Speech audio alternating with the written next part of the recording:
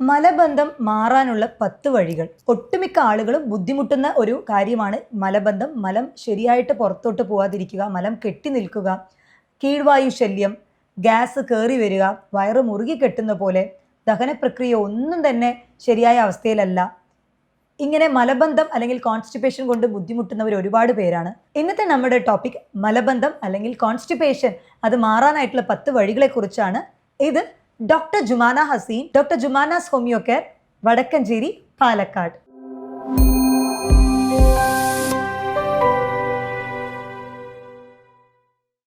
മലബന്ധം അല്ലെങ്കിൽ കോൺസ്റ്റിപ്പേഷൻ ചെറിയ കുട്ടികൾ മുതൽ വലിയവർ വരെ പുറത്ത് പറയാൻ മടിക്കുന്ന, എന്നാൽ ദിവസേന ബുദ്ധിമുട്ട് അനുഭവിക്കുന്ന ഒന്നാണ് ഈ മലബന്ധം എന്ന് പറയുന്നത്. മലം പ്രോപ്പറായിട്ട് പോവാതിരുന്നാൽ അത് നമ്മുടെ ബ്രെയിനിനെ വരെ ബാധിക്കും. ഗട്ട് ബ്രെയിൻ ആക്സിസ് എന്നുള്ളതുണ്ട്. അപ്പോൾ മലം കെട്ടിക്കിടക്കുന്ന അത്ര അപകടകാരിയായിട്ടുള്ള ഒരു പ്രശ്നമാണ്. ഇതിന് ദിവസവും ക്ലിയർ ആയിട്ട് പോകണം.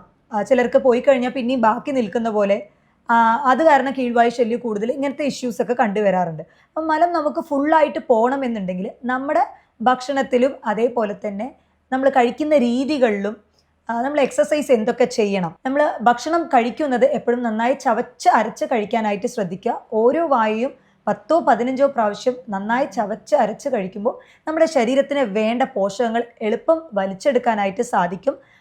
മലത്തിൻ്റെ ആ ഒരു കൺസിസ്റ്റൻസിയും ഉറച്ചു വരാണ്ട് കുറച്ച് സോഫ്റ്റ് ആയിട്ട് വരാനും സാധ്യതകൾ കൂടുതലാണ്. വെള്ളം ഒരു 25 കിലോ ഉള്ള ആൾക്ക് 1 ലിറ്റർ എന്ന നിലയ്ക്ക് വെള്ളം ധാരാളമായി എടുക്കുക.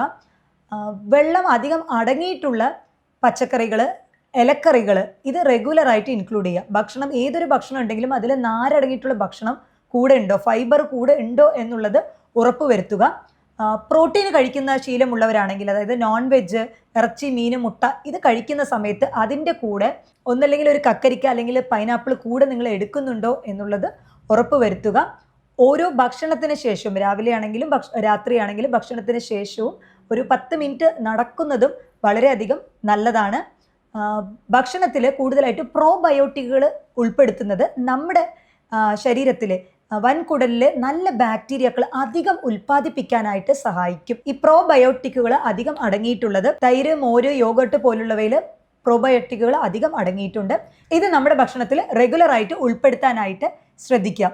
ഇനി ഇതല്ല, നാരുകൾ അടങ്ങിയിട്ടുള്ള ഭക്ഷണമൊക്കെ കഴിച്ചു ഡോക്ടറെ, ഇനി കഴിക്കാതെ ഒന്നും ബാക്കിയില്ല, എന്നാലും ബാത്റൂമിൽ പോയി കഴിയുമ്പോൾ നമുക്ക് 1 മണിക്കൂർ 3/4 മണിക്കൂർ ടൈം എടുക്കും, ഭയങ്കര മുക്കി ഭയങ്കര സ്ട്രെസ് ചെയ്തിട്ടാണ് പോകേണ്ട അവസ്ഥ എന്ന് പറയുന്ന ഒരുപാട് പേരുണ്ട്. അപ്പോൾ ഇങ്ങനെയുള്ളവരിൽ ചിലരിൽ ഇൻഫ്ലമേറ്ററി ബവൽ ഡിസീസ് എന്ന് പറയും, അതായത് IBD. അതിൽ 2 തരമുണ്ട്, ക്രോൺസ് ഡിസീസും അൾസറേറ്റീവ് കോളൈറ്റിസും. അതായത് നമ്മുടെ വൻകുടലിൽ ചെറിയ ചെറിയ പാച്ചസ് ആയിട്ട് പുണ്ണുപോലെ വരുന്നതാണ്. ഇത് മലം പുറത്തോട്ട് പോണത് തടയുകയും അവിടെ കെട്ടിക്കിടക്കാനായിട്ട് കാരണമാവുകയും ചെയ്യുന്നുണ്ട്. ചിലർക്ക് മലം പോകുന്ന സമയത്ത് രക്തം വരുന്നതിൻ്റെ കാരണവും ഈ ഒരു IBD ആയേക്കാം. ഡോക്ടർ, ഈ IBD അല്ലെങ്കിൽ നമ്മൾ ഈ ക്രോൺസ് ഡിസീസ് ഇതെങ്ങനെയാണ് നമ്മൾ തിരിച്ചറിയുക? അത് കൊളോണോസ്കോപ്പി വഴിയാണ് അതിലുള്ള പ്രശ്നങ്ങൾ, വൻകുടലിൽ എന്താണ് പ്രശ്നമെന്ന് കറക്റ്റായിട്ട് തിരിച്ചറിയാൻ പറ്റാം. മറ്റു ചിലർക്ക് ചെറുപ്പം തൊട്ടേ ഉള്ള ശീലമായിരിക്കും ദിവസേന വയറ്റിന്ന് പോകാതെ 1.5 അല്ലെങ്കിൽ 2 ദിവസത്തിന് ഒരിക്കലാണ് പോകുന്നത്. കാരണം ചെറിയ കുട്ടികളുടെ പാരൻസ് ഇതുപോലെ വന്ന് പറയാറുണ്ട്, ഡോക്ടറെ മോള് എപ്പോഴും 1.5 മാത്രമാണ് വയറ്റിന്ന് പോകുന്നതെന്ന് പറഞ്ഞിട്ട്. അത് ഓരോരോ ശരീര പ്രകൃതം അനുസരിച്ച് മാറും. അല്ലാതെ ബെല്ലടിച്ച പോലെ എന്നും രാവിലെ ആയിക്കഴിഞ്ഞാൽ മലം പുറത്ത് പോകണം എന്നുള്ളത് നിർബന്ധമൊന്നുമില്ല. നമ്മൾ കഴിക്കുന്ന ഭക്ഷണം, നമ്മുടെ ആക്ടിവിറ്റീസ് ഇതിനൊക്കെ ബന്ധപ്പെട്ടിട്ടായിരിക്കും മലം പുറത്തോട്ട് വിസർജിക്കുന്നത്.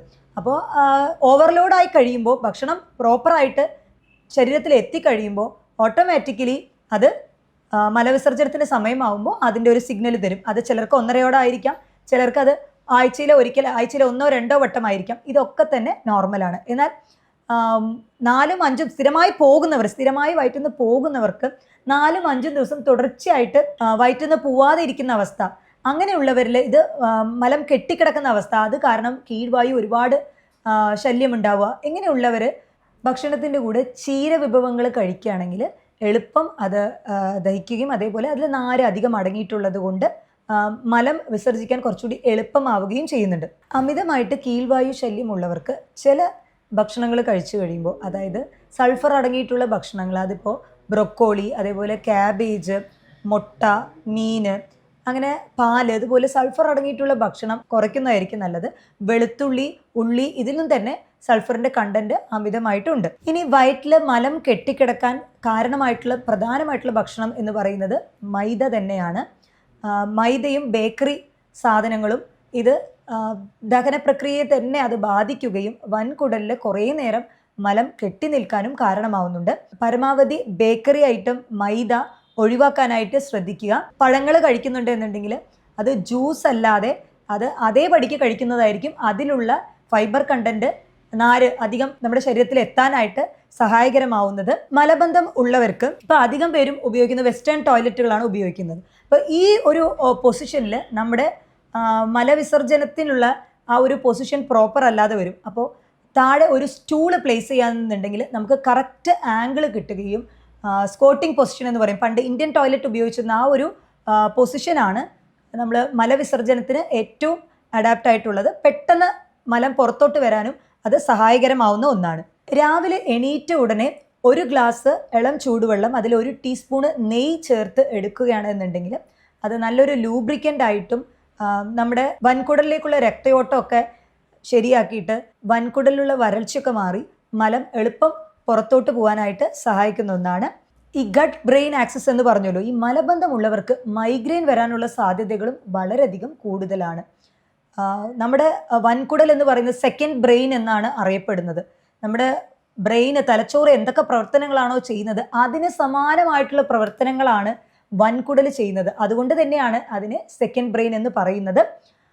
വൻകുടലിനുള്ള നല്ല ബാക്ടീരിയകളും ചീത്ത ബാക്ടീരിയ, ഇതിൻ്റെ ഒരു സന്തുലിതാവസ്ഥയും നമ്മുടെ ശരീരത്തിലെ എല്ലാ ഭാഗത്തുള്ള ഹോർമോണ്, അലർജിയുടെ പ്രശ്നങ്ങൾ, ദഹന പ്രക്രിയ, നമുക്ക് വരുന്ന അമിതമായിട്ട് വരുന്ന ഉത്കണ്ഠ, അങ്ങനെ മൈൻഡ് സംബന്ധമായിട്ടുള്ള എല്ലാ കാര്യങ്ങളും ഈ ബാക്ടീരിയയുടെ ഒരു സന്തുലിതാവസ്ഥയും കൂടെ ബേസ് ചെയ്തിട്ടായിരിക്കും ഉണ്ടാവുക. അതുകൊണ്ടാണ് ഈ മലബന്ധം ഉള്ളവരിൽ മൈഗ്രെയിനും കൂടെ കണ്ടുവരുന്നത്. മലബന്ധം ഉള്ളവർക്ക് മലം നല്ല രീതിക്ക് പുറത്തു പോകാനായിട്ട് നിങ്ങൾക്ക് ട്രൈ ചെയ്യാവുന്ന വേറൊരു ടിപ്പാണ് ഈ അഗാർ എന്ന് പറയുന്ന ചൈന ഗ്രാസ്. അത് വെള്ളത്തിലിട്ടിട്ട് അതൊരു ജലാറ്റിൻ പോലെ ആയിരിക്കും. അത് ഫൈബർ, നാര് അധികം അടങ്ങിയിട്ടുള്ളതാണ്.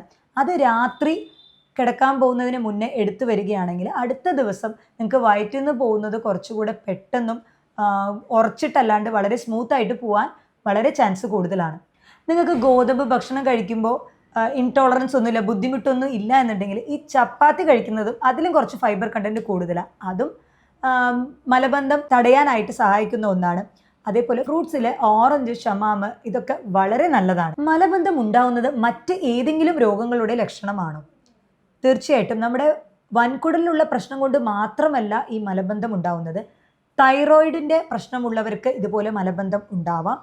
അതേപോലെ തന്നെ വൈറ്റമിൻ്റെ കുറവുകൾ, വൈറ്റമിൻ ഡിയുടെ കുറവോ വൈറ്റമിൻ B12 കുറവോ, അങ്ങനെ ഏതെങ്കിലും വൈറ്റമിൻ്റെ കുറവുകൾ കാരണവും ഇതേപോലെ മലബന്ധം ഉണ്ടാവാനുള്ള സാധ്യതകൾ വളരെയധികം കൂടുതലാണ്. തുടർച്ചയായിട്ടുള്ള മലബന്ധം എന്തിന് കാരണമായേക്കാം?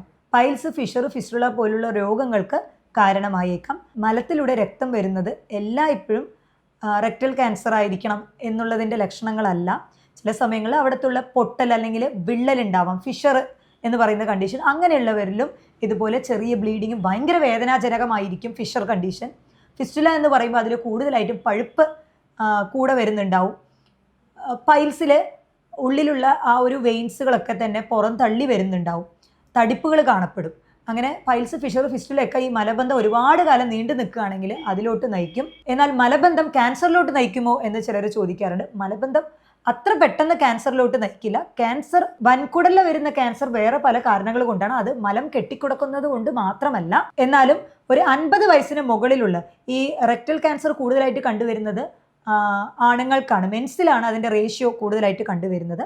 അപ്പോൾ ഒരു 50 വയസ്സിന് മുകളിൽ ഉള്ള ആളുകൾക്ക് മലബന്ധമുണ്ട്. അതേപോലെ തന്നെ മലത്തിലൂടെ കറുത്ത കളറിലുള്ള രക്തമാണ് പുറത്തു വരുന്നത്, വേദനയില്ലാത്ത രക്തമാണ് പുറത്ത് പോകുന്നത് എന്നുണ്ടെങ്കിൽ, അതിൻ്റെ കൂടെ തന്നെ ദേഹം മെലിഞ്ഞു വരിക, വിശപ്പില്ലായ്മ, ഇതൊക്കെ ഉണ്ട് എന്നുണ്ടെങ്കിൽ തീർച്ചയായിട്ടും ഒരു ബ്ലഡ് ടെസ്റ്റും അതേപോലെ തന്നെ കൊളനോസ്കോപ്പിയും ചെയ്യുന്നത് വളരെയധികം അത്യന്താപേക്ഷിതമാണ്. ഇനീഷ്യൽ സ്റ്റേജിൽ തന്നെ കണ്ടറിഞ്ഞു എന്നുണ്ടെങ്കിൽ അതിൻ്റെതായ ചികിത്സയും കാര്യങ്ങളും ഉണ്ട്.